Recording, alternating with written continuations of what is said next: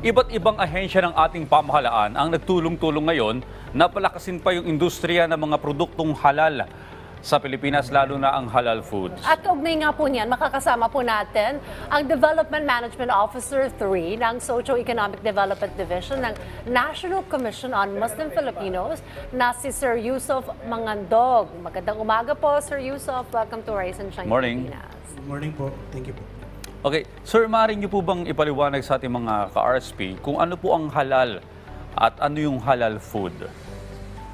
Ang halal is generally is an Arabic word, translates to permissible, lawful, at that is under the under po yan ng Sharia law. And sa halal food naman, the foods that are made, processed, manufactured,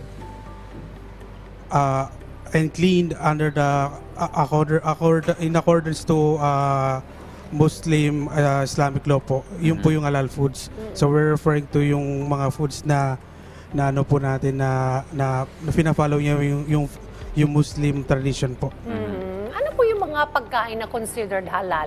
Lalo na po yung sa karne, paano mo nyo po masasabing halal po itong karning ito, sir?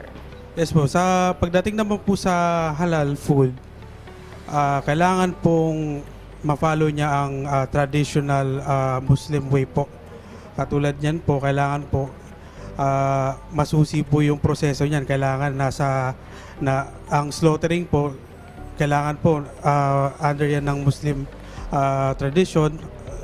Pagdating naman po sa karne, kailangan din po wala pong food prohibited po na contains like ng mga pork, like yun po yung pork, yung other exotic foods po. Yun po. Okay. Sir, para maliwanagan yung mga nanonood na hindi masyadong familiar sa halal foods, sinabi niyo po yung kanina yung maingat yung proseso nito. So ano po yung mga do's and don'ts kapag nagpe-prepare ng halal food? Yes po, karaniwan po, pagdating po sa logistic, mas maigi po na hiwalay po yung storage ng halal food sa non-halal foods. Dahil may possible po na contamination na mangyayari. At kailangan po yung halal food po ay ma-slaughter, kailangan po masusi po siya in a way na dapat ma-follow niya yung mga traditional rules namin, kagaya dapat ma-slaughter siya na dapat by using by using blade instead of stunning or yung pukpukin yung ulo. Ayun po. Okay. Ano yung nasa tabi nyo, sir? Meron Yes kayong po. daladalang pagkain dyan. Ito po ay Maranao condiments po.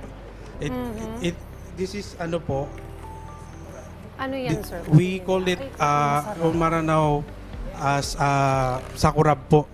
Or Sakurab. In English translation niya po is native scallion siya. So it's a good alternative po para po hindi na po gumamit ng halimbawa niyan MSG or Ajinomoto. Mas better siya, and it became a go-to for Muslims during the pandemic na kulang sa budget. Instead na gagawa sila ng halimbawa yan, kukuha sila ng halimbawa niyan is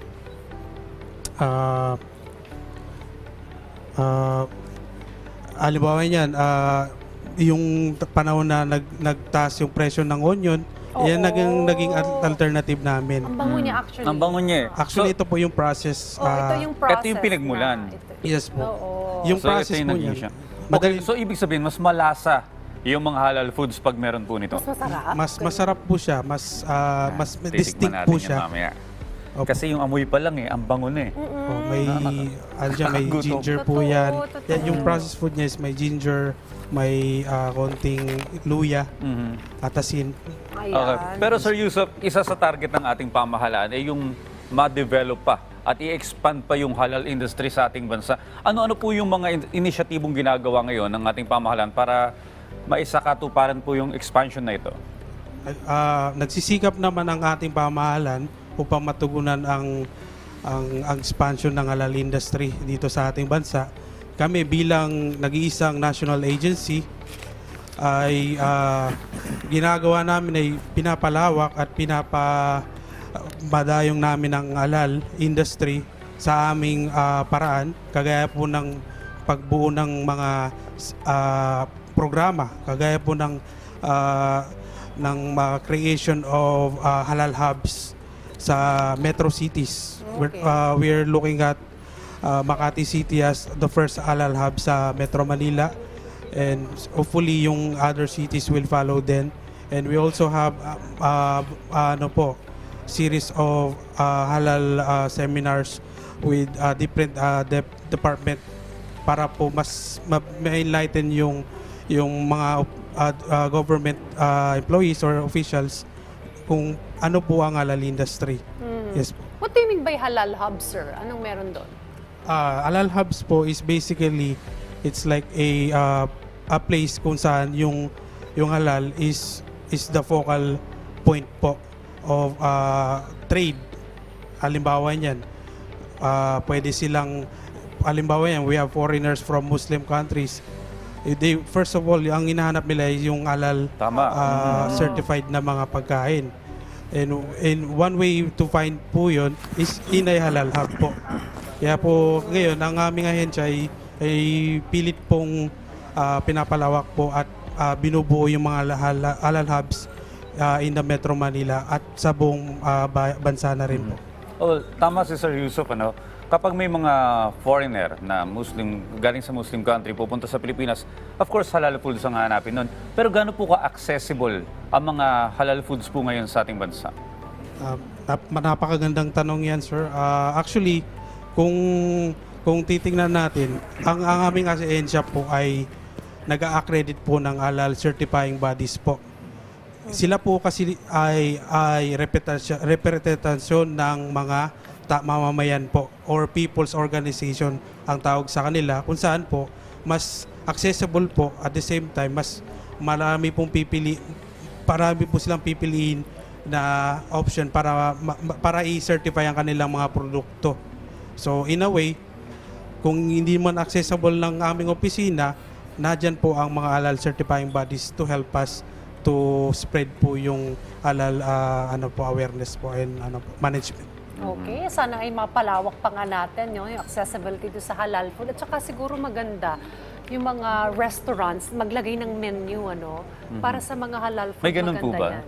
Actually, meron po. Opo, meron po. Yung Makati po, hopefully by September po, they're looking at all restaurants po magkaroon ng halal friendly na spot or menu po as on their end po, para po ma-boost yung economy nila, lalo na yung mga foreigner po, kadalasan po hinahanap nila is yung mga safe po sila. As a Muslim, ang one thing na dapat naming ibigay ang magiging komportable kami ay kung saan po may halal po na pagkain po. Okay, well, maraming salamat po sa mga impormasyong ibinahagi niyo po sa amin ngayong umaga, Sir Yusuf Mangandog, ang Development Management Officer 3 ng Socio-Economic Development Division ng NCMF.